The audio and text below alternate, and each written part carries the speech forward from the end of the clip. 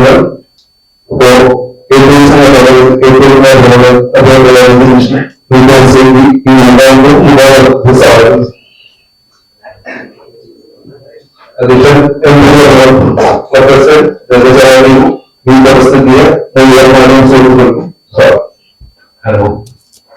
ജനീഷിന് സ്വാഗതം. നമുക്ക് പരിപാടി ആരംഭിക്കാം. ജനീഷ് പഴയ ജനീഷല്ല, തെരുവുള്ള ആളാണ്.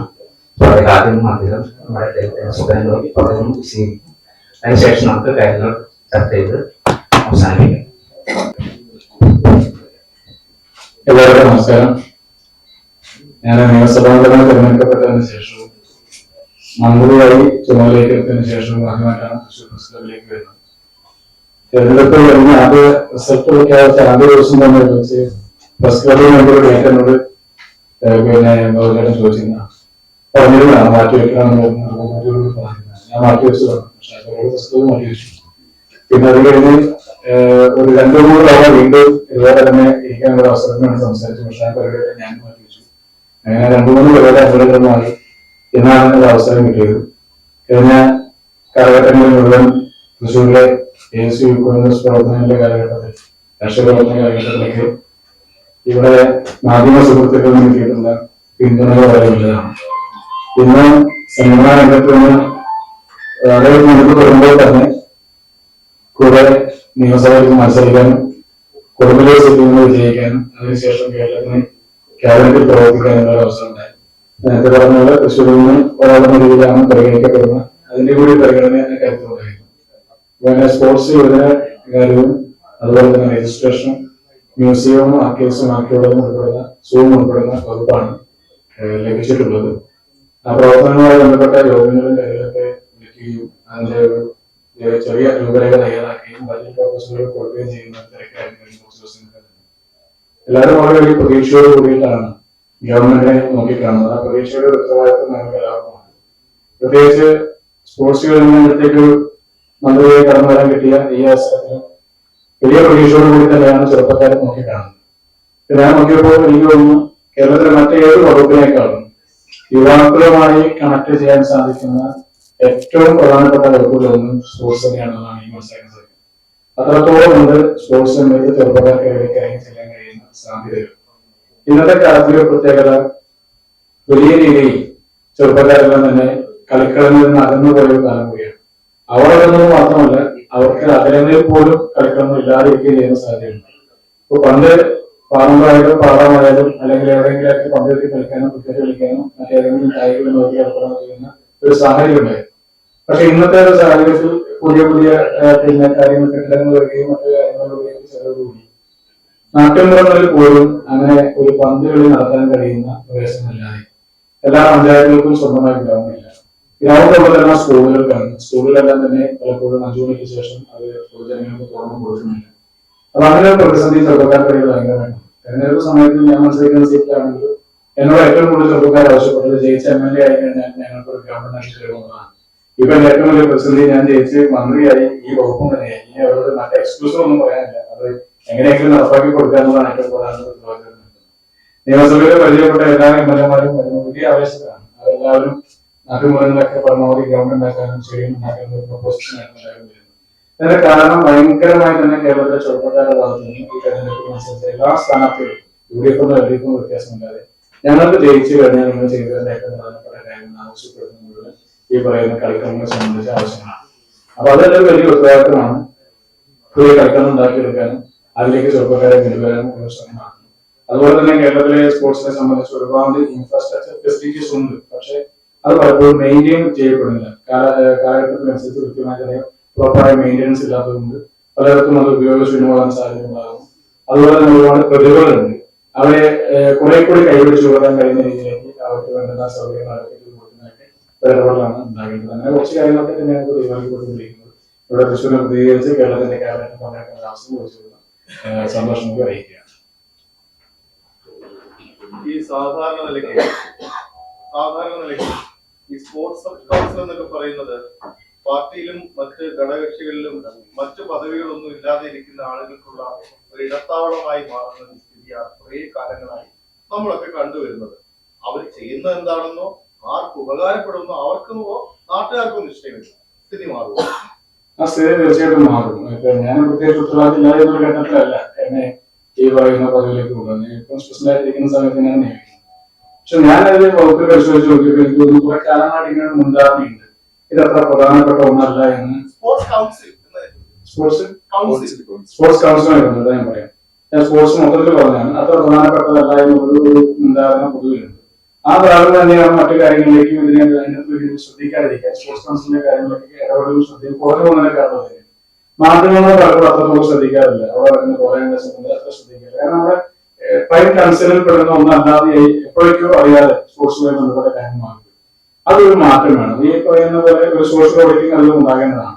ഗവൺമെന്റ് തലത്തിൽ മാത്രമല്ല, ഇതിനെ വിനിയോഗിക്കപ്പെടുന്ന ഫണ്ടുകളും അല്ലെങ്കിൽ നൽകപ്പെടുന്ന ഇൻഫ്രാസ്ട്രക്ചേഴ്സും പരിശീലകരും പരിശീലനം ലഭിക്കുന്ന കുട്ടികളും ഇതെല്ലാം പ്രോപ്പറായി തന്നെയാണോ പോകുന്നത് എന്നതിനെ സംബന്ധിച്ച് ഒരു സോഷ്യൽ ഓഡിറ്റിംഗ് കൂടി ഉണ്ടാകേണ്ട ഒരു കാര്യം കൂടിയാണ്. കാരണം ഇനി പുതിയ തലമുറയെ നമ്മുടെ നാട്ടിൽ പിടിച്ചു നിർത്തുകയും അവരെ നാളുകൾ നല്ല പൗരന്മാരായി മാറ്റണമെങ്കിൽ നമുക്ക് സ്പോർട്സിനെ അവഗണിച്ച് പോകാൻ വേണ്ടി കഴിയില്ല എന്നതാണ്. വലിയ കാലുകൾക്ക് നല്ല വേഗവും കൈകൾക്ക് നല്ല ബലവും ചിന്തകൾക്ക് നല്ല കരുത്തുമുള്ള പ്രായത്തിൽ അവർ മൊബൈൽ ഫോൺ അഡിക്റ്റ് ആയി പോകുന്ന സാഹചര്യത്തിൽ നിന്ന് ഈ തലമുറയെ മാറ്റിയെടുക്കണമെങ്കിൽ അത് സ്പോർട്സിനെ വീണ്ടും സജീവ താരയിലേക്ക് കൊണ്ടുവരണം. അത് കൊണ്ടുവരണമെങ്കിൽ ഇതിന്റെ എല്ലാ എലമെന്റ്സിലും കൃത്യമായ ഇടപെടലാണ്. സ്പോർട്സ് കൗൺസിലും അതുപോലെ തന്നെ വളരെ കൃത്യമായ ഇടപെടലുണ്ടാകും. പ്രൈം കൺസേണിൽപ്പെടുന്ന ഒരു കാര്യം തന്നെയാണ്. ഗോകുലിനെ സംബന്ധിച്ച് ഏറ്റവും പ്രധാനപ്പെട്ട ഒരു കാര്യം തന്നെയാണ്. സ്പോർട്സ് കൗൺസിലിന് കുറേയേറെ നല്ല ബന്ധപ്പെട്ട അതിനു വേണ്ടി മാത്രം ജീവിതം മുന്നേറുന്ന ഒരുപാട് ആളുകളുണ്ട്. പക്ഷെ അതേസമയം തന്നെ കുറെ പോരായ്മകളുണ്ട്. ആ പോരായ്മകളൊക്കെ പരിഹരിക്കപ്പെടും, റെക്ടിഫൈ ചെയ്യപ്പെടുന്ന മാറ്റമുണ്ടാകും.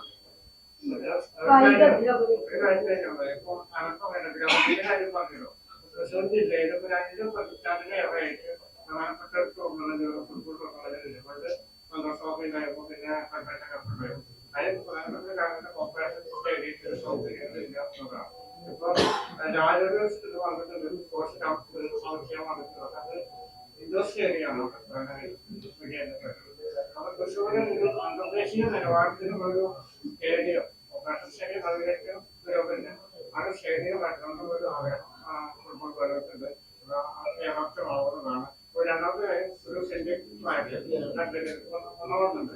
അതുപോലെ സെന്ററിംഗ്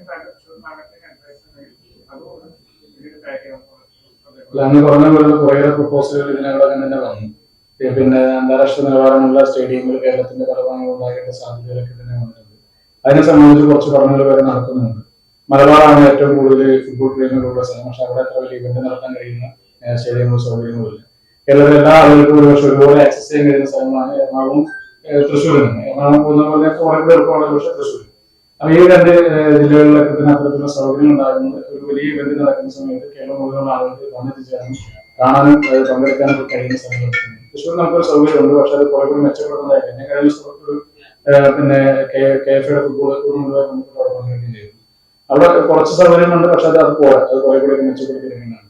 അതാണ് ഞാൻ തുടക്കത്തിൽ പറഞ്ഞത്. സ്റ്റേഡിയങ്ങളെ സംബന്ധിച്ച് പലപ്പോഴും ഉണ്ടാകുന്ന ഒരു പ്രധാനപ്പെട്ട പ്രശ്നം ഇതിന്റെ ഒരു ആദ്യഘട്ട പണി പൂർത്തീകരിക്കപ്പെട്ട് കഴിഞ്ഞാൽ പിന്നെ അവിടെ പിന്നീട് രണ്ടാമത്തെ അതിന്റെ ആദ്യഘട്ടം പൂർത്തീകരണം നടത്തിയ പദ്ധതിയുടെ ഒരു മെയിൻ്റനൻസ് പോലും പ്രോപ്പറായി നടക്കില്ല. പലപ്പോഴും പിന്നെ മറ്റൊരു ചിന്തയുള്ളത് എപ്പോഴും നമ്മൾ വലിയ അന്താരാഷ്ട്ര നിലവാരമുള്ള സ്റ്റേഡിയങ്ങൾ വന്നാൽ മാത്രമാണ് സ്പോർട്സ് രക്ഷപ്പെടുന്നതില്ല. കാരണം ഇപ്പോ വലിയൊരു സ്റ്റേഡിയം അതിൽ 50,000 ആളുകൾക്ക് കപ്പാസിറ്റി, സീറ്റിംഗ് കപ്പാസിറ്റി ഉള്ള സ്റ്റേഡിയം എന്നും നമുക്ക് അത്രയും ഇവന്റുകളില്ല. എന്നും നമുക്ക് അത്രയും ആളുകൾ കാണുകയോ ഇടപെടുകയോ ചെയ്ത സ്വാഭാവിക സംഭവിക്കുന്നുണ്ട്. ഇതിന്റെയൊക്കെ മെയിൻ്റനൻസ് കോസ്റ്റ് മറ്റു കാര്യം അതിലേക്ക് ചിലപ്പോൾ ഒരുപക്ഷെ ചില ഘട്ടങ്ങളൊക്കെ ഒന്ന് ഡിവൈഡ് ചെയ്യാൻ തീരുമാനിച്ചു കഴിഞ്ഞാൽ കുറച്ചധികം സ്റ്റേഡിയങ്ങളും ഗ്രാമപ്രദേശങ്ങളും കൂടി കടന്നു സാധ്യതയുണ്ട്. അപ്പോൾ പ്രാഥമികമായ ഒരു പരിഗണന ഒന്നുള്ളത് ഗ്രാമങ്ങളിൽ കുട്ടികൾക്ക് ചെറുപ്പക്കാർക്ക് ഒരു അവസരങ്ങൾ ഒരുക്കി കൊടുക്കാനുള്ള ശ്രമമാണ്. അതിന്റെ കൂടെ തന്നെ പാരലായി നമുക്ക് വലിയ സൗകര്യങ്ങളോട് കൂടുന്ന ഇത്തരത്തിൽ നേരത്തെ സൂചിപ്പിച്ച പോലെ അന്താരാഷ്ട്ര നിലവാരമുള്ള സ്റ്റേഡിയങ്ങളുടെ പ്രപ്പോസൽസും പരിഗണിച്ചുകൊണ്ടിരിക്കുന്നുണ്ട്. ചിലത് സജീവകരങ്ങളാണ്. എവിടെയാണ് എന്നതിനെപ്പറ്റി ഞാൻ പറയുന്നില്ല. അതിന്റെ ഈ പറയുന്ന സോണുകളൊക്കെ തന്നെ ഉണ്ട് സജീവമായിട്ട് അന്തിമ രൂപമായിരിക്കും. വിദ്യാലയങ്ങളിൽ കായിക മേഖലയ്ക്ക് പ്രാധാന്യമില്ലാത്ത രീതി തുറന്നു വരുന്നുണ്ട്. കായിക അധ്യാപകർക്കും അതിൽ പ്രതിഷേധമുണ്ട്. അപ്പൊ അതില് ആ ഒരു രീതി മാറ്റിയെടുക്കുന്നതിനുള്ള ഇടപെടലുകൾ അല്ല, അതിന്റെ രീതി മാറ്റുന്നതിനെ സംബന്ധിച്ചുള്ള ചർച്ചകൾ നടക്കുന്നുണ്ട്. പ്രധാനപ്പെട്ട പ്രശ്നം ഡിവിഷൻ 4 സംഭവിച്ചു. പിന്നെ വിദ്യാർത്ഥികളുടെ എണ്ണം കുറയുന്ന സമയത്ത് ആദ്യഘട്ടത്തിൽ തന്നെ തസ്തിക ഇല്ലാതായി പോയത് പഴയ നമ്മളൊക്കെ പഠിക്കുമ്പോൾ ഉണ്ടായിരുന്ന PT അധ്യാപകരുടെ ഫിസിക്കൽ ട്രെയിനർമാരുടെ തസ്തികയാണ് പലരും ഒഴിഞ്ഞു പോയത്. അപ്പൊ പല ഗവൺമെന്റ് സ്കൂളുകളെ സംബന്ധിച്ചും കുട്ടികളുടെ എണ്ണത്തിൽ വളരെ കുറവ് വരുന്നുണ്ട് തന്നെ അവിടെ ഈ തസ്തികയില്ല. എല്ലാ സ്കൂളുകളും ഒരുപോലെ ഈ പറയുന്ന തസ്തിക ഇല്ലാതെ സാഹചര്യം. മറ്റ് വിഷയങ്ങൾക്ക് കൊടുക്കുന്ന പോലെ തന്നെ സ്പോർട്സിനും കൂടി പ്രാധാന്യം കൊടുക്കാൻ ചെയ്യാവുന്ന പ്രശ്നം നമ്മുടെ നാട്ടിലെ ചെറുപ്പക്കാർക്കിടയിൽ പലപ്പോഴും കളിക്കാൻ വേണ്ടി പഠനത്തിൽ വരുന്ന കുട്ടികൾക്ക് അതായത് ഇവന്റെ യഥാർത്ഥ നിയമം അനുസരിച്ച് കളിക്കാൻ അറിയണമെന്നില്ല. കാരണം അത് പഠിപ്പിക്കുന്നത് കണക്കും സയൻസും ഇംഗ്ലീഷും ഒക്കെ പഠിപ്പിക്കുന്ന പോലെ തന്നെ ഒരു അധ്യാപന വിഷയമായി സ്പോർട്സിനെ കൂടി മാറ്റിയാൽ അത് കേരളത്തിന് കൊടുക്കുന്ന ഒരു കരുത്ത് വളരെ വലുതായിരിക്കും. കേരളമാണ് നാഷണൽ ലെവലൊക്കെ വളരെ ഉയർന്ന സ്ഥാനങ്ങൾ നിന്നിരുന്നതാണ്. പക്ഷെ പിന്നീട് താഴ്ത്തു പോയി. പിന്നീട് താഴ്ത്തു പോയതിന്റെ പുറമെ ഈ പറയുന്നത് വിദ്യാലയങ്ങൾക്ക് ഒരു പരിഗണന കിട്ടാറുണ്ട്. സാധാരണഗതിയില് കുട്ടികൾക്ക് അങ്ങനെ പ്രത്യേകിച്ച് ഈ പറഞ്ഞ പോലെ ഒരു തരത്തിലുള്ള ട്രെയിനിങ്ങോ അല്ലെങ്കിൽ ഒരു തരത്തിലുള്ള ക്ലാസ്സുകളോ ഇല്ല. അപ്പോ ഇനി പുതിയ സർക്കാർ വരുമ്പോ അതിലെന്തെങ്കിലും മാറ്റം ഉണ്ടാവും? കാരണം അതിൽ കൃത്യമായിട്ടുള്ള ഒരു ട്രെയിനിങ് നൽകി കഴിഞ്ഞാൽ അവരുടെ ആവശ്യമുള്ള ഇനങ്ങൾ ഏതാണെന്ന് കണ്ടെത്താനും അവരുടെ അഭിരുചി കണ്ടെത്താനും കഴിയും. പക്ഷെ നമ്മുടെ വിദ്യാലയങ്ങളിൽ ഒരിടത്ത് പോലും അങ്ങനെ നടക്കുന്നതെന്ന് തോന്നുന്നില്ല. അതിലെന്തെങ്കിലും മാറ്റം വരാൻ സാധ്യത? അല്ലാതെ ഇപ്പൊ ഇല്ലാതായതല്ല. പണ്ടും PT പീരീഡിൽ നമ്മൾ പഠിക്കുന്ന കണക്കാണ്, അതല്ലെങ്കിൽ മറ്റൊരു വിഷയങ്ങളാണ്. പിന്നെ PT പീരീഡിലാണ് എല്ലാ ടീച്ചേഴ്സും സിലബസ് എടുത്ത് കഴിയുമ്പോൾ കുറച്ച് ബാക്കിയുള്ളത് നമ്മളൊക്കെ പഠിക്കുന്നവർ തന്നെയാണ്. അത് കുറെ കാലങ്ങളായിട്ട് ഈ പറയുന്ന രീതിയിൽ ഇതിനെ ലാഘവത്തോടുകൂടി കണ്ടതിൽ പോരായ്മകളാണ്. പക്ഷെ അത് മാറ്റിയെടുത്താലേ പുതിയ തലമുറയെ സംബന്ധിച്ച് മുന്നോട്ട് പോകാൻ വേണ്ടി സാധിക്കുള്ളൂ. ഇപ്പൊ രാവിലെ 9 മണിക്ക് നമ്മൾ ലഹരി വിരുദ്ധ ക്യാമ്പയിൻ നടത്തിയിട്ട് വൈകുന്നേരം 5 മണിക്ക് നമ്മൾ സ്കൂളിലെ ഗ്രൗണ്ട് അടച്ചിട്ട് ഒരാൾക്ക് പോലും പ്രവേശനം ഇല്ലാതാക്കിയാൽ ആ സ്കൂളിൽ പഠിക്കുന്നവരും പുറത്ത് സമീപത്തുള്ള കുട്ടികൾക്കും ഈ പറയുന്ന ഈ ക്യാമ്പയിൻ കൊണ്ട് ഗുണമില്ല. കാരണം ഈ ക്യാമ്പയിൻ വിജയിക്കണമെങ്കിൽ ഇന്ന് വിദ്യാർത്ഥികൾക്ക് എൻഗേജ് ചെയ്യാനുള്ള അവസരമാണ്. അത് സ്കൂളിലായാലും സ്കൂളിൽ പുറത്തായാലും അകത്തായാലും എൻഗേജ് ചെയ്യാനുള്ള അവസരമാണ്. അത് വലിയ എനർജിയുള്ള പ്രായമാണ്. അപ്പൊ അതിന് കഴിയുന്ന രീതിയിലേക്ക് കേരളത്തിന്റെ സ്പോർട്സ് സെന്ററിന് മാറ്റം കൊണ്ടുവരാൻ വേണ്ടിയിട്ടുള്ള പ്രാഥമികമായ ഒരുപാട് പ്രപ്പോസൽസ് ഈ മേഖലയുമായി ബന്ധപ്പെട്ട് പ്രവർത്തിക്കുന്ന ഒരുപാട് സംസാരിക്കുകയും ചെയ്തിട്ടുണ്ട്. അതിന്റെ ഭാഗമായി തന്നെ പൊതുവിദ്യാഭ്യാസ സംവിധാനത്തോട് തന്നെ ഇതിലൊരു പ്രാധാന്യം കൊടുക്കണമെന്ന് വേണ്ടിയുള്ള സ്പോർട്സുമായി ബന്ധപ്പെട്ട് സഹകരിക്കാൻ ഞങ്ങൾക്ക് കൂടി അതിൽ സ്കൂളിലെ കുട്ടികളെ കൂടി ആക്സസ് ചെയ്യാൻ കഴിയുന്ന രീതിയിലേക്ക് ഒരു സിസ്റ്റത്തിൽ ഒരു മാറ്റം കൊണ്ടുവരുന്നതുമായി ബന്ധപ്പെട്ട ചർച്ചകൾ നടക്കുന്നത് കൂടുതലായി ഇത് പറയാനായില്ല. ഒരു കാര്യം കൂടി, അതായത് നമ്മുടെ ഈ സർക്കാരുകൾ എന്തായാലും തുടർച്ചയാണല്ലോ. കഴിഞ്ഞ സർക്കാരിന്റെ തുടർച്ച തന്നെയാണല്ലോ ഈ വകുപ്പും സർക്കാരും ഒക്കെ വരുന്നത്. അങ്ങനെയാണല്ലോ സങ്കല്പം. കഴിഞ്ഞ സർക്കാരിലെ മന്ത്രിയായിരുന്ന ഒരാൾ മെസ്സിയെ കേരളത്തിൽ കൊണ്ടുവരുമെന്ന് പറഞ്ഞിട്ട് നാട്ടുകാരെ മുഴുവൻ പറ്റിക്കുകയും ചെയ്തു. അതൊരു സോഷ്യൽ ഓഡിറ്റിന് വിധേയമാക്കേണ്ടതല്ലേ? എന്താണ് സംഭവിച്ചതെന്ന് ആളുകൾക്ക് അറിയാനുള്ള അവകാശം ഇല്ലേ? അല്ല, അതൊരു സോഷ്യൽ ഓഡിറ്റിന് വിധേയമാക്കപ്പെട്ടതുകൊണ്ടാണല്ലോ ഒരുപക്ഷെ തെരഞ്ഞെടുപ്പിൽ പരാജയപ്പെടുന്ന സാഹചര്യം ഉണ്ടായിരിക്കുന്നത്. ഞാൻ മനസ്സിലാക്കുന്നത് മെസ്സിയെ കൊണ്ടുവരാൻ യഥാർത്ഥത്തിൽ കരാറുണ്ടായിരുന്ന ആളുമായിട്ടല്ല ഗവൺമെന്റ് സംസാരിച്ച് മുന്നോട്ട് പോയി. മാത്രമല്ല, മെസ്സിയെ കേരളത്തിൽ കൊണ്ടുവരാൻ കരാറുണ്ടായിരുന്ന ആളിന്റെ ഭാഗത്ത് സ്വാഭാവികമായും അതിനകത്ത് എതിർപ്പ് വരികയും ചെയ്തു. അതാണ് ഒരു ഭാഗമായി സംഭവിച്ചെന്നുള്ളതാണ് എനിക്ക് ഈ പറയുന്ന ആളുമായി സംസാരിച്ച് മനസ്സിലാക്കാൻ വേണ്ടി കഴിയും. അപ്പൊ അതില് പിന്നെ പലപ്പോഴും മാധ്യമങ്ങളെ കാണുമ്പോൾ എല്ലാവരും ചോദിക്കുന്നത് കേരളത്തിനകത്തേക്ക് മെസ്സി വരുമോ എന്നുള്ളതാണ്. കേരളത്തിൽ നിന്നൊരു മെസ്സി വരുമോ എന്നുള്ള ചോദ്യം നമ്മളൊന്നും ഉണ്ടാകേണ്ടതാണ് എന്റെ ഒരു കൺസേൺ. നമ്മൾ മെസ്സി വരുന്ന ഒരു ഇവന്റ് നടത്തണമെങ്കിൽ കേരളത്തിനകത്ത് ഇൻവെസ്റ്റ് ചെയ്യപ്പെടേണ്ടുന്ന പണത്തിന്റെ തോത് നമ്മളൊക്കെ ചിന്തിക്കുന്നതിനേക്കാൾ വലിയ പണം ഇൻവെസ്റ്റ്മെന്റ് നടത്തിയാൽ മാത്രമാണ് അദ്ദേഹത്തെ ഒരു കാലത്ത് കേരളത്തിനകത്ത് കൊണ്ടുപോയി ഒരു ഇവന്റ് പങ്കെടുപ്പിക്കാൻ വേണ്ടി സാധിക്കും. ആ പണം ഉപയോഗിച്ചുള്ള പക്ഷേ കേരളത്തിനകത്ത് എത്ര പ്രദേശങ്ങളിൽ ചെറുതും വലുതുമായ കളിക്കണം ഉണ്ടാക്കുക, എത്ര പ്രദേശങ്ങളിൽ കുട്ടികൾ ഒരു പക്ഷെ പന്ത് തട്ടി കളിക്കുന്ന സ്ഥിതി ഉണ്ടാകും.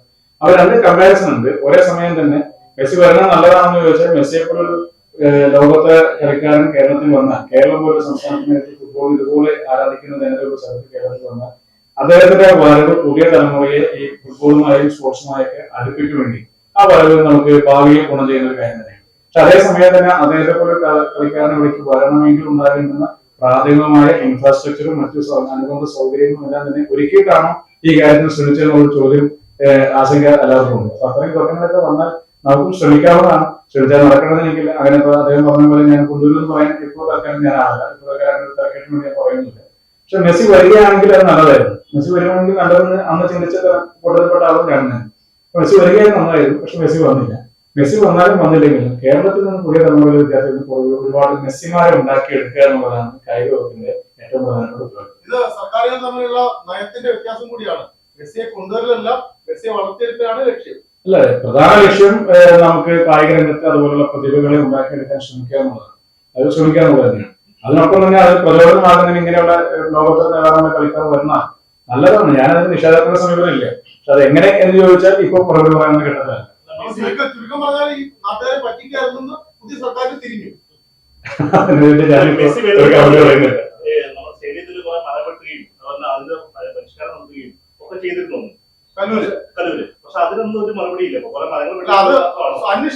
അതുമായി ബന്ധപ്പെട്ട അന്വേഷണമായ ഒരു ചർച്ച നടക്കുന്നതാണ് മനസ്സിലാക്കുന്നത്. അതുമായി ബന്ധപ്പെട്ട സീരിയസ് ആയിട്ട് കാര്യങ്ങളൊക്കെ നടക്കുന്നു.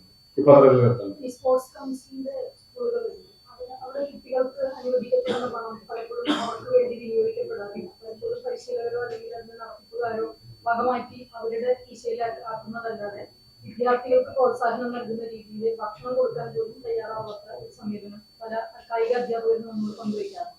അത്തരം വിഷയങ്ങളിൽ ശക്തമായിട്ടുള്ള ഇടപെടൽ ഒരുപാട് പരാതികൾ അതുമായി ബന്ധപ്പെട്ട് വന്നിട്ടുണ്ട്. കുറെ വിഷയങ്ങളൊക്കെ ഞാൻ ഡിപ്പാർട്ട്മെന്റ് തലത്തിൽ എൻക്വയറി ഇട്ടിട്ടുമുണ്ട്. അതിൽ പ്രധാനപ്പെട്ട പ്രശ്നം വളരെ പരിമിതമായ സൗകര്യമാണ് സ്പോർട്സ് കൗൺസിൽ സ്കൂളുകളിലേക്ക് കൊടുക്കാൻ വേണ്ടി കഴിയുന്നതാണ്. ഈ പരിമിതം എന്ന് പറഞ്ഞാൽ ഇപ്പോൾ ഉള്ളത് അത്ര പോരാ എന്നുള്ളതാണ് ഞാൻ. അത് കൂടുതലായി നൽകുന്നതിന് വേണ്ടി സർക്കാരിന്റെ സാമ്പത്തിക പ്രയാസങ്ങൾ ഇത്തരത്തിലുള്ള സൗകര്യം ഏർപ്പാടാക്കുന്നതിന് കുറവ് സംഭവിക്കുകയാണെങ്കിൽ പകരം എങ്ങനെ CSR ഫണ്ടുകളോ അതല്ലെങ്കിൽ മറ്റ് സംവിധാനങ്ങളോ ഉപയോഗിച്ച് സ്പോർട്സ് കൗൺസിലുമായി ബന്ധപ്പെട്ട സ്ഥാപനങ്ങളെ മെച്ചപ്പെടുത്താനും അവിടെ പഠിക്കുന്ന കുട്ടികൾക്ക് മെച്ചപ്പെട്ട സൗകര്യം കൊടുക്കാനും കഴിയും എന്നുള്ളതിനെ സംബന്ധിച്ച് ആലോചിക്കുന്നു. പകരം ഫണ്ട് കണ്ടെത്തുന്നത് പോലും അത് കുട്ടികളുടെ ആവശ്യത്തിന് ഉതകുന്ന രീതിയിലേക്ക് അത് വിനിയോഗിക്കപ്പെടുന്നുണ്ടെന്ന് ഉറപ്പുവരുത്താറുണ്ട്. അല്ല, ഉറപ്പുവരുത്താനുള്ള സർക്കാരിന്റെ ഉത്തരവാദിത്തമാണ്. അത് മുൻകാലം ചെയ്തിട്ടുണ്ടോ എന്ന് ചോദിച്ചാൽ ഞാനിപ്പോൾ കമന്റ് അടിക്കുന്നില്ല. ഇനി എന്തെല്ലാം ചെയ്യപ്പെടുമെന്നാണ് ഈ മെസ്സിമാരെ വളർത്തുന്നുണ്ട്. ഇപ്പൊ തൃശ്ശൂർ ജില്ലയില് ആകെ 1200 സ്കൂൾ ആകെയുള്ള കായിക അധ്യാപകർ 180. ഹയർ സെക്കൻഡറി മേഖലയിൽ കായിക അധ്യാപകർ ഇല്ല. ഈ ഹൈസ്കൂളിലെ അധ്യാപകർ തന്നെയാണ് അവരുടെ സഹായം കൊണ്ടാണ് ഈ ഹയർ സെക്കൻഡറി മേഖലയിലെ കുട്ടികളെ പരിശീലിക്കുന്നത്. ഹയർ സെക്കൻഡറി ഇതില് ഒറ്റ കൂടിയാണ് സംസ്ഥാനത്ത് കായിക അധ്യാപകരില്ല.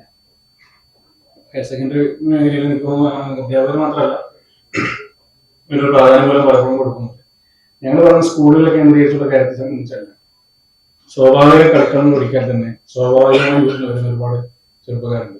IM വിജയൻ ഏതെങ്കിലും സ്പോർട്സ് അക്കാഡമിയിൽ പോയി പഠിച്ചിട്ടാണോ ഈ തൃശ്ശൂര് കൊല്ലത്തുംപാടത്ത് നിന്ന് ഇന്ത്യ മുഴുവൻ അറിയുന്ന ഒരു കളിക്കാരായിട്ട് തുടങ്ങുന്നത്? പ്രതിഭരായ ആളുകളുണ്ടെങ്കിൽ അവരെ സംബന്ധിച്ച് മെയിൻ സ്ട്രീമിലേക്ക് വരാനുള്ള അവസരങ്ങൾ പോലും ഇല്ലാതാകുന്നതിന്റെ കാരണം സ്പോർട്സ് രംഗത്തുള്ള പല പോരായ്മകൾ കൊണ്ടാണ്. ഇൻഫ്രാസ്ട്രക്ചറിന്റെ കുറവുകളുണ്ട്, നല്ല ട്രെയിനർമാരുടെ കുറവുകളുണ്ടാവും, അതോടൊപ്പം തന്നെ അവരെ ബിൽഡ് ചെയ്ത് കൊണ്ടുവരുന്നുള്ള പോരായ്മകളുണ്ട്. ഇത് ഒരു ദിവസം കൊണ്ട് തീർക്കാവുന്ന, ഒരു മാസം കൊണ്ട് തീർക്കാവുന്നതാണ്. അതിനൊരു സിസ്റ്റത്തെ ഒന്ന് നമ്മൾ റീഷേപ്പ് ചെയ്ത് കൊണ്ടുവരേണ്ട വലിയ ഉത്തരവാദിത്വം. സ്കൂളുകൾക്ക് വലിയ പങ്ക് വഹിക്കാൻ കഴിയും. കാരണം വിദ്യാർത്ഥികളുടെ ഒരു കൂട്ടം ഒരേ സമപ്രായക്കാരായ കുട്ടികളിൽ നിന്ന് ഓരോ സ്പോർട്സ് ഐറ്റംസിലും പെർഫോം ചെയ്യാൻ കഴിയുന്ന ആളുകളെ കൃത്യമായി തന്നെ പ്ലേസ് ചെയ്യാൻ അധ്യാപകരെ കൊണ്ട് സാധിക്കും. സോ സ്കൂളുകളിൽ പലപ്പോഴും സ്പോർട്സിന്റെ പ്രാധാന്യം കുറവാണ്. അത് തിരിച്ചു കൊണ്ടുവന്നാൽ നേരത്തെ പറഞ്ഞ പോലെ സ്വാഭാവിക കളിക്കളങ്ങളും സ്കൂളുകളിൽ ഉണ്ടാകുന്ന ഇമ്പോർട്ടൻസും കൂടി ഒരുമിച്ച് വന്നാൽ വലിയ മാറ്റം ഉണ്ടാകും. അതുണ്ടാവും. സ്പോർട്സ് നയം പ്രഖ്യാപിക്കുന്നതിന് വേണ്ടി സ്പോർട്സിന്റെ രംഗത്തെ പ്രമുഖരായ ആളുകളെ കൂട്ടിച്ചേർത്തുള്ള ചില ചർച്ചകൾ നടന്നുകൊണ്ടിരിക്കുന്നുണ്ട്. അതിന്റെ ഭാഗമായി പ്രഖ്യാപനത്തിന് വലിയ സംഘടിപ്പിക്കുകയാണ്. അതുകൊണ്ടാവും അത് ആ സംഘടനയിൽ അറിയിക്കാം. അല്ലല്ല, ഒരുപാട് കാലത്തെ അപ്പുറത്തേക്കല്ല, വളരെ പെട്ടെന്ന് പ്രഖ്യാപിക്കപ്പെടുന്ന ഒരു കാര്യമാണ് ഈ സർക്കാരിന്റെ സ്പോർട്സ് നയം. മുൻകാലത്തൊക്കെ നമുക്ക് ഈ അത്ലറ്റിക്സില് ഒരുപാട് പേര് നമുക്ക് കിട്ടുന്നു. ഇക്കാലത്തൊന്നും കേൾക്കുന്നില്ല. അതിന്റെ പ്രധാന കാരണം പറഞ്ഞാല് ഇപ്പൊ നമ്മുടെ ഇവിടെ തന്നെ ട്രാക്കില്ല, തൃശ്ശൂർ ടൗണിലെ ട്രാക്കില്ല. അത് മാത്രമല്ല, ട്രാക്കില്ല നമ്മുടെ സായി സെന്റർ ഇവിടെ നിന്ന് പോയി, അതുപോലെ തന്നെ ഗുരുവായൂർ ശ്രീകൃഷ്ണയിലുള്ള സായി സെന്റർ നമ്മുടെ ഇവിടെ പോയി. ഇങ്ങനെയുള്ള സ്പോർട്സില് ഇങ്ങനെയുള്ള മറ്റ് അമ്യൂണിറ്റീസ് എല്ലാം പോവുകയാണ് എല്ലാവരും. അപ്പൊ ഇതൊന്ന് പിടിച്ചു നിർത്താനും ഇവിടെയുള്ള മറ്റ് സൗകര്യം നൽകാനും എത്രത്തോളം നേരത്തെ തുടക്കത്തിൽ പറഞ്ഞത് തന്നെയാണ്. കഴിഞ്ഞ കുറച്ച് കാലങ്ങളായി നമ്മള് പിന്നെ ദേശീയ തലത്തിൽ 1 or 2 നിന്ന സംസ്ഥാനമാണ് സ്പോർട്സ് രംഗത്ത്. ഇന്ന് നമ്മൾ 15-14 ആയിട്ട് പോകുന്ന സാഹചര്യമാണ്. എന്തുകൊണ്ട് നമ്മള് ആ നിലവാരം താഴേക്ക് പോയി എന്ന് ചോദിച്ചാൽ നേരത്തെ പറഞ്ഞ പോലെ ഇത്തരം സൗകര്യങ്ങളൊക്കെ തന്നെ കുറഞ്ഞിരിക്കുന്നു, പ്രാധാന്യം കൽപ്പിക്കാതെ പോകുന്നു. എനിക്ക് തോന്നുന്നു കഴിഞ്ഞ 10 വർഷ കാലഘട്ടത്തിനിടയിലാണ് കേരളത്തിലെ സ്പോർട്സിന് ഇത്രയും ഒരു ഡിക്ലൈൻ സ്റ്റേജ് ഉണ്ടായിട്ടുള്ളത്. അതൊരു പെട്ടെന്ന് പരിഹരിക്കാവുന്ന ഒരു കാര്യമല്ല. പക്ഷെ ഇപ്പോൾ എടുക്കുന്ന ഒരു അധ്വാനത്തിന്റെ റിസൾട്ട് ഉണ്ടാവുക അടുത്ത 10 വർഷം കഴിയുമ്പോഴാണ്. ഇപ്പോൾ നമ്മുടെ സ്കൂളുകളിലേക്കും സ്പോർട്സ് സ്കൂളുകളിലേക്കും സ്വാഭാവിക കളിക്കളങ്ങളിലേക്കും മൈതാനങ്ങളിലേക്കൊക്കെ വിദ്യാർത്ഥികളെ എത്തിക്കാനും അവരെയൊക്കെ മെച്ചപ്പെടുത്തിയെടുക്കാനും ശ്രമം ഇപ്പോൾ നടത്തിയാൽ അതിന്റെ റിസൾട്ട് ഉണ്ടാവുക 10 വർഷത്തിനപ്പുറമാണ്. റിസൾട്ട് ഉണ്ടാവുക ഇന്ന് 10 വയസ്സുള്ള വിദ്യാർത്ഥി അല്ലെങ്കിൽ ഇന്ന് ചെറിയ ക്ലാസ്സിൽ പഠിക്കുന്ന കുട്ടികളാണ് അതിന്റെ ഭാഗമായി ട്രെയിൻ ചെയ്തിട്ട് ഏറ്റവും ഹൈ പെർഫോമിലേക്ക് വരും. പക്ഷെ നമ്മളത് ഇപ്പോഴെങ്കിലും തുടങ്ങണം. നേരത്തെ നഷ്ടപ്പെട്ടു പോയതിനെ തിരിച്ചു പിടിക്കാനുള്ള ഒരു അധ്വാനം ഇപ്പോഴും തുടങ്ങണം. അതിനൊരു കൂട്ടായ ഒരു പ്ലാറ്റ്ഫോം ഉണ്ടാക്കിയെടുക്കാനുള്ള ശ്രമമാണ് നടന്നുകൊണ്ടിരിക്കുന്നത്. ഞാനൊരു കാര്യത്തെ സംബന്ധിച്ച് പ്രഖ്യാപിക്കാത്തത് ഇപ്പൊ നേരത്തെ അദ്ദേഹം ചോദിച്ച പോലെ പിന്നെ ഒരു തലക്കെട്ടിന് വേണ്ടി ഒരു പ്രഖ്യാപനം നടത്തിയിട്ട് പിന്നെ അതൊരു മറ്റൊരു രീതിയിലേക്ക് പോകുന്നതാണ്. അതിന്റെ മുഴുവനായ കാര്യങ്ങൾ പൂർത്തീകരിക്കപ്പെടുമ്പോൾ ഒരു സ്പോർട്സ് നയം പ്രഖ്യാപിക്കുന്നതിന്റെ കൂട്ടത്തിൽ തന്നെ പറയാനാണ് ആഗ്രഹിക്കുന്നത്. അതുകൊണ്ടാണ് ഇപ്പോൾ മറ്റു കാര്യങ്ങൾ വിശദാംശങ്ങൾ പറയുന്നത്.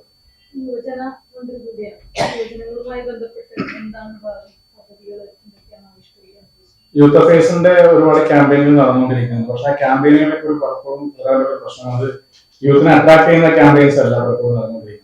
ഇപ്പൊ തന്നെ യൂത്ത് ക്ലബ്ബുകൾ ഒരു കാലഘട്ടത്തിൽ വളരെ സജീവമായിരുന്നു. ഇന്ന് അതുപോലെ യൂത്ത് ക്ലബ്ബുകളൊന്നും സജീവമല്ല. യൂത്ത് ക്ലബ്ബുകളൊക്കെ രജിസ്റ്റർ ചെയ്യുന്നപ്പോഴുള്ള കാര്യങ്ങളൊക്കെ തന്നെ ഒരു കാലഘട്ടത്തിനനുസരിച്ച് മുന്നോട്ട് വന്ന സമീപനങ്ങളല്ല നമ്മൾ പോയിട്ടുണ്ടായിരുന്നു. പരമ്പരാഗതമായി പഴയ രീതിയിൽ തന്നെയുള്ള ക്ലബ്ബ് രജിസ്ട്രേഷൻ ഫോർമാലിറ്റീസ് ഒക്കെ കൊണ്ടുപോകുന്നു. ഇന്ന് കാലത്ത് കുറെ കൂടി മാറി. വളരെ ചെറിയ ചെറിയ ഇവന്റിലൂടെയൊക്കെ കൈകാര്യം ചെയ്യാൻ പറ്റുന്ന ക്ലബ്ബിലേക്ക് കൊണ്ടുപോകാൻ വേണ്ടി കഴിഞ്ഞാൽ അതിൽ അവരുടെ ഇവന്റ്സിലും കുറെ മാറ്റം വരുത്താൻ വേണ്ടി കഴിഞ്ഞാൽ അവരുടെ എൻഗേജ്മെന്റ്സും മാറ്റാൻ വേണ്ടി കഴിഞ്ഞാൽ നമുക്ക് പഴയതിൽ നിന്നും വ്യത്യസ്തമായി പുതിയ തലമുറ ആകർഷിക്കപ്പെടുന്ന രീതിയിലേക്ക് ആളുകളെ കൊണ്ടുവരാൻ വേണ്ടി കഴിയും. ഇപ്പൊ കേരളോത്സവം പോലും കഴിഞ്ഞ വർഷം നടന്നില്ല എന്നുള്ളതാണ് ഏറ്റവും പ്രധാനപ്പെട്ട ഒരു പ്രശ്നം. കേരളോത്സവം ഒരു കാലഘട്ടത്തിൽ ഏറ്റവും പ്രധാനപ്പെട്ട യൂത്ത് അവേഴ്സിന്റെ ഏറ്റവും വലിയ കായിക ഇനമായി നടക്കാറുള്ളത്. കഴിഞ്ഞ വർഷം അതിന്റെ ഫൈനൽ പോലും നടത്തപ്പെടുന്ന സാഹചര്യം ഉണ്ടായിരുന്നു. അപ്പൊ അത് തിരിച്ചു കൊണ്ടുവരണം. ഇനി വേണം കേരളോത്സവം സംഘടിപ്പിക്കണം, അതിന്റെ രീതി ഒന്ന് മാറ്റണം, പഴയ രീതിയിൽ നിന്ന് പുതിയ മുഖം കൊടുക്കാൻ വേണ്ടി ശ്രമിക്കണം. കുറെ മാറ്റം അതിന്റെ ഭാഗമായിട്ട് വരും. ഈ ഡെവലപ്മെന്റ് സർക്കാരിന്റെ പരിഗണനയിലാണ് കൂടുതൽ ചർച്ച വയ്ക്കുന്നത്. അപ്പൊ യൂത്തിന്റെ മന്ത്രി എന്ന നിലയിൽ വിദ്യാർത്ഥി നേതാവ് എന്ന നിലയിലൊക്കെ പ്രവർത്തിച്ച ആളായിരുന്നു. അപ്പൊ ഇതിനെങ്ങനെയാണ് കാണുന്നത്? എനിക്ക് തോന്നുന്നു പെൻഷൻ പ്രായം ഉയർത്തുന്നതിനെ പറ്റിയുള്ള ചർച്ചകൾ ഇതിന്റെ പ്രധാനപ്പെട്ട കാരണം സാമ്പത്തിക പ്രതിസന്ധിയെ മറികടക്കാൻ സർക്കാരിന് മുമ്പിലുള്ള ചില മാർഗങ്ങൾ എന്ന നിലയ്ക്കാണ്. പക്ഷെ സാമ്പത്തിക പ്രതിസന്ധിയെ മറികടക്കാനാണെങ്കിൽ കൂടി പെൻഷൻ പ്രായം ഉയർത്തുന്നത് ശരിയല്ല എന്ന അഭിപ്രായമാണ് യൂത്ത്. അത് ഇപ്പോഴത്തെ നിലപാടല്ല, അത് കാരണമായി തുടർന്നു വരുന്ന നിലപാടാണ്. ആ നിലപാട് ഉയർത്തിപ്പിടിച്ച് കഴിഞ്ഞാൽ കഴിഞ്ഞ ഗവൺമെന്റിനെ സമരം നടത്തിയത്. കഴിഞ്ഞ ഗവൺമെന്റ് പെൻഷൻ പ്രായം ഉയർത്തിയ ഗവൺമെന്റാണ്. ഇന്നിപ്പോ ഡിവൈഎഫ്ഐ മറുപടി പറയുന്നത് എനിക്കറിയില്ല. കഴിഞ്ഞ ഗവൺമെന്റ് പെൻഷൻ പ്രായം ഉയർത്തിയ ഗവൺമെന്റാണ്. ഇവിടെ പൊതുമേഖലാ സ്ഥാപനങ്ങളിലെ ആയുഷില്, നോർക്കയില്, ഔഷധിയില്, പിന്നെ അങ്ങനെയുള്ള പൊതുമേഖലാ സ്ഥാപനം, കേരള ഫിക്ഷൻ പോലുള്ള പൊതുമേഖലാ സ്ഥാപനങ്ങളിലൊക്കെ റിട്ടയർമെന്റ് പ്രായം 55 നിന്ന് 60 വയസ്സാക്കി ഉയർത്തിയ ഗവൺമെന്റാണ് കഴിഞ്ഞ ഗവൺമെന്റ്. അന്ന് അങ്ങനെ 160 പൊതുമേഖലാ സ്ഥാപനങ്ങളുടെ പെൻഷൻ പ്രായം ഉയർത്താനാണ് ശ്രമിച്ചത്. അങ്ങനെയാണെങ്കിൽ 35,000 തൊഴിലവസരം തട്ടിയെടുക്കാൻ ശ്രമം നടത്തിയതാണ് കഴിഞ്ഞ ഗവൺമെന്റ് ഇപ്പോൾ മാറി ഇപ്പോൾ പ്രതിപക്ഷത്തിരിക്കുന്നത്. അതിലെ യൂക്കോമസ് ഉയർത്തിപ്പിടിച്ച നിലപാടിനോട് കേരളത്തിലെ പൊതുസമൂഹം പ്രതികരിച്ച് വളരെ പോസിറ്റീവായി തന്നെയാണ്. അതുകൊണ്ട് ആ നിലപാടിൽ യൂക്കോമസ് മാറ്റില്ല. അത്തരം നിലപാടിലേക്ക് സർക്കാർ പോകുമെന്ന് ഞാൻ പ്രതീക്ഷിക്കുന്നു. അത്തരം നിലപാടിലേക്ക് ഞാൻ പ്രതീക്ഷിക്കുന്നത് പല മാർഗങ്ങളുടെ നിലയ്ക്കാണ് ചർച്ച ചെയ്യപ്പെട്ടത്. പിന്നെ ഇപ്പോഴത്തെ തന്നെ പ്രതിസന്ധി മറികടക്കാൻ 6,000 കോടി ബാക്കിയുണ്ട് എന്ന വലിയ പ്രചരണമാണ് നടത്തിയതെങ്കിൽ കൂടി 35,000 കോടിയുടെ ബഡ്ജറ്റാണ് ഇവിടെ പ്രഖ്യാപിക്കപ്പെട്ടെന്നുള്ള കാര്യം പറയാം. അപ്പൊ ഈ 6,000 കോടി രൂപ ബാക്കി വെച്ചിട്ടാണ് പോകുന്നതെന്ന് പറയുമ്പോൾ പോലും ഈ സമീപ മാസങ്ങളിൽ പോലും കൊടുത്തു തീർക്കേണ്ട പണം എന്ന് പറയുന്നത് അതിലേക്ക് 2-3 ഇരട്ടിയാണ്. അപ്പൊ അങ്ങനെ ഒരു ഘട്ടത്തിൽ കേരളത്തിന്റെ ഡെവലപ്മെന്റ് പുറത്തിറക്കിയ സമയത്ത് സാമ്പത്തിക പ്രതിസന്ധിയെ മറികടക്കാനുള്ള ചർച്ചകൾക്കിടയിൽ വന്നൊരു കാര്യം ഇതിനപ്പുറത്തേക്ക് മുന്നോട്ട് പോകുമെന്ന് ഈ ഘട്ടത്തിൽ ഞാൻ പ്രതീക്ഷിക്കുന്നു.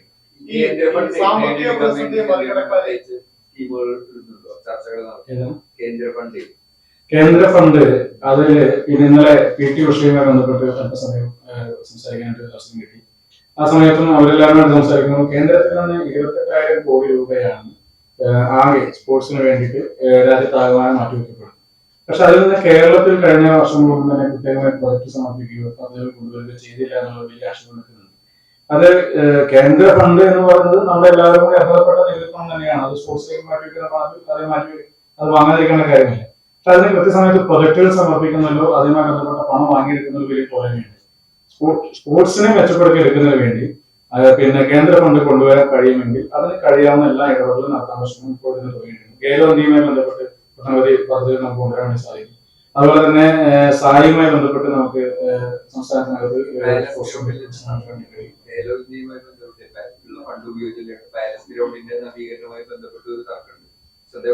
എനിക്ക് അറിഞ്ഞില്ല, ഞാൻ അന്വേഷിക്കും. ഈ നമ്മള് മറ്റൊരു പ്രധാനപ്പെട്ട വകുപ്പാണ് രജിസ്ട്രേഷൻ വകുപ്പ്. ഈ സാമ്പത്തിക ഇരിപ്പൊക്കെ അല്ലേ സർക്കാരിന് പൊതുവായി ഉണ്ടല്ലോ. അപ്പൊ ഈ ഭൂമിയുടെ രജിസ്ട്രേഷനൊക്കെ ഫീസ് കൂട്ടുന്ന സാധ്യതയൊക്കെ ആലോചിക്കുമോ, പരിഗണിക്കുമോ?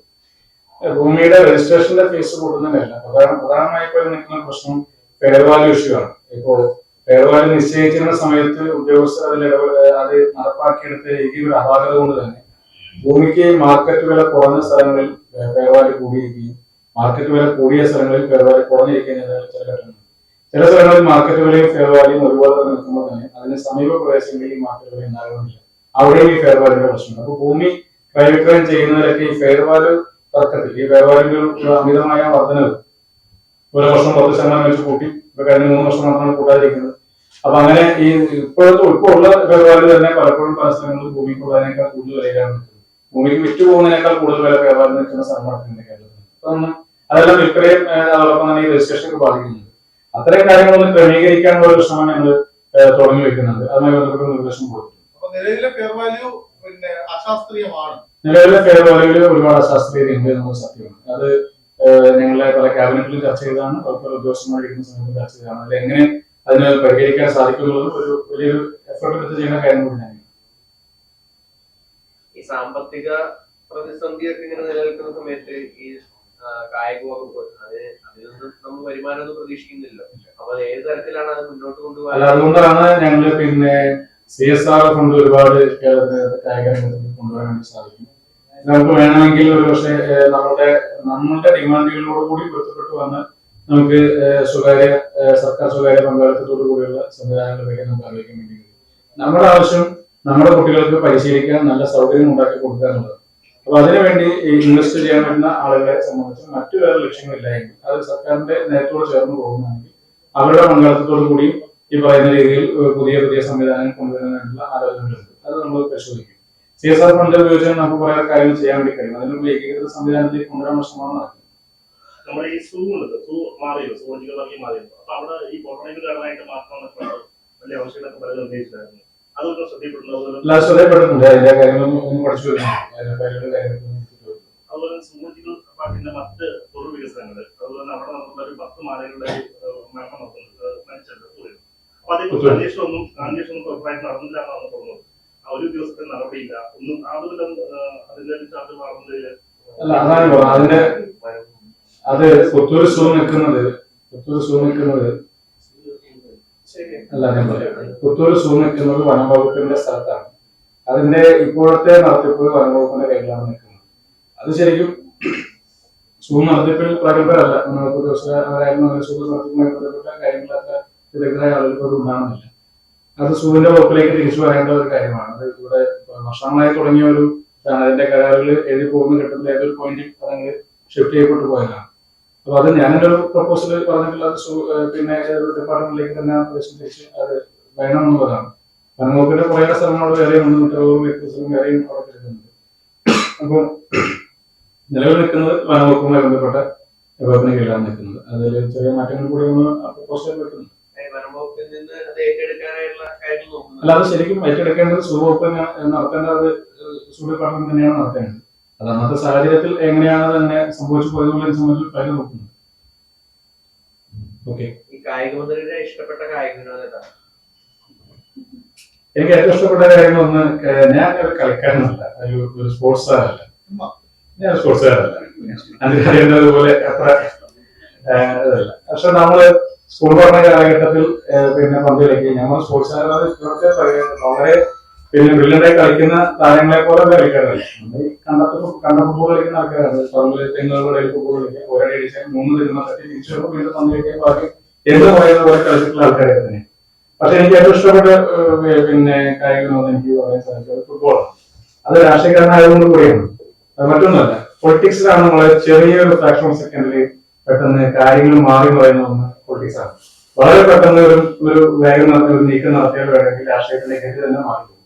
ഫുട്ബോൾ അത്തരത്തിലുള്ള കളിയാണ്. 90 മിനിറ്റ് നീണ്ടു നിൽക്കുന്ന കളിക്കിടയിൽ അവസാനത്തെ 3 മിനിറ്റ് വേണമെങ്കിലും ആ കളിയുടെ ഗതി ആകെ തന്നെ മാറ്റി ഒരു ടീമിന് വിജയിക്കാൻ വേണ്ടി സാധിക്കും.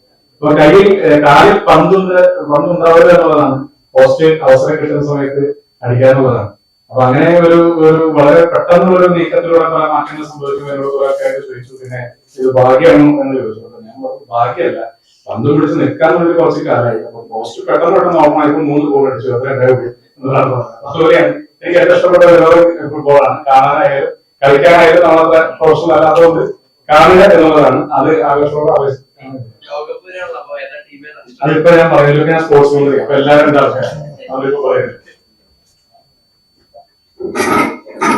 മെസ്സിൽ പങ്കെടുക്കുന്ന ഒരു ചടങ്ങ് കൂടിയുണ്ട്, ലോകകപ്പുമായി ബന്ധപ്പെട്ടാണ്. അതേപറ്റി നന്ദി പറയാൻ വേണ്ടി നമ്മുടെ ജോയിന്റ് സെക്രട്ടറി സതീശൻ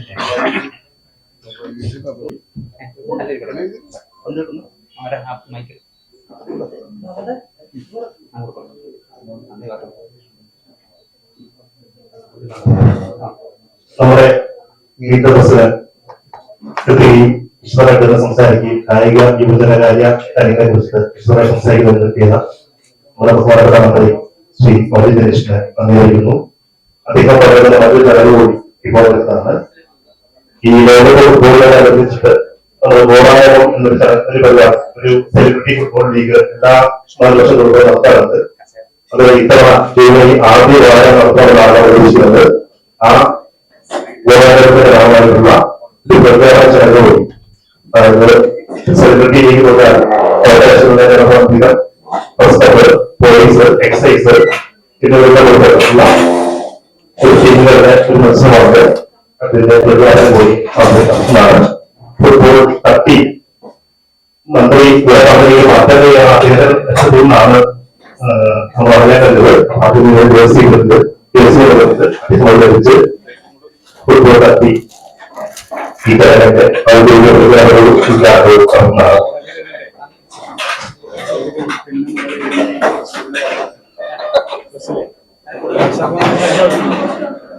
അതേപോലുള്ള ഉപകരണ സഹായിക്കായി പ്രസിഡന്റ് ടി ബാബുവിനെ ക്ഷണിക്കുന്നു.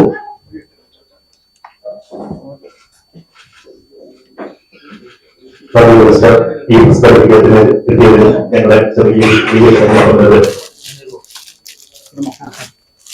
ദിവസങ്ങളുടെ പ്രിയതയും അർത്ഥനീയമാണെന്നാണ് ഞാൻ കരുതുന്നത്. സത്യമായ എന്തുകൊണ്ടാണ്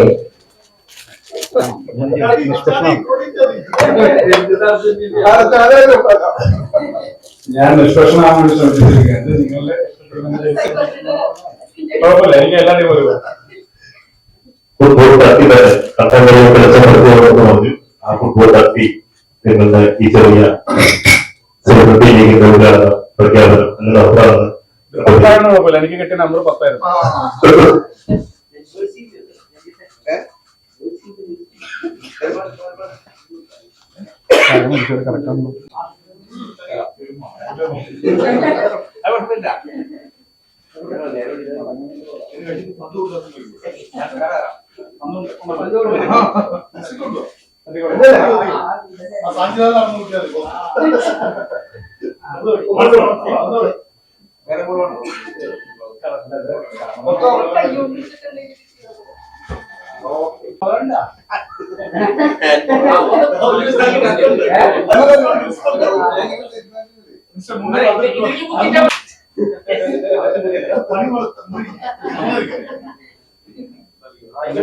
കുത്തിട്ടാ